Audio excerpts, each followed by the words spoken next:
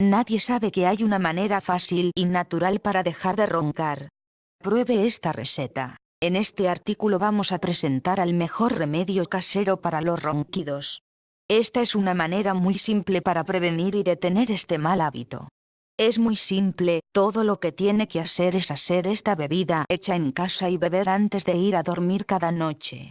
Este jugo hecho en casa le ayudará a eliminar el moco, que es una de las principales razones de los ronquidos. Es muy importante la utilización de frutas y verduras orgánicas, ya que no contienen productos químicos nocivos y pesticidas que tienen otros productos. Para esta receta se necesita solo 4 ingredientes ampliamente disponibles y con una simple preparación con el ronquido está listo.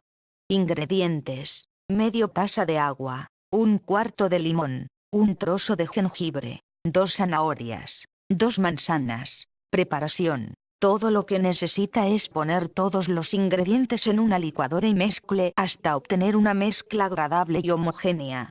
Este jugo hecho en casa se debe beber unas horas antes de irse a la cama. Además, es necesario beber este jugo, también hay que tener cuidado y evitar ciertos alimentos, ya que empeora la condición.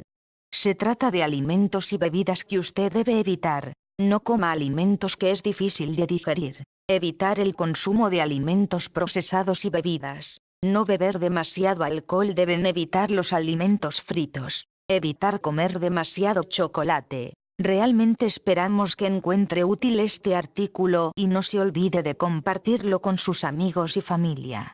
Gracias y tener cuidado.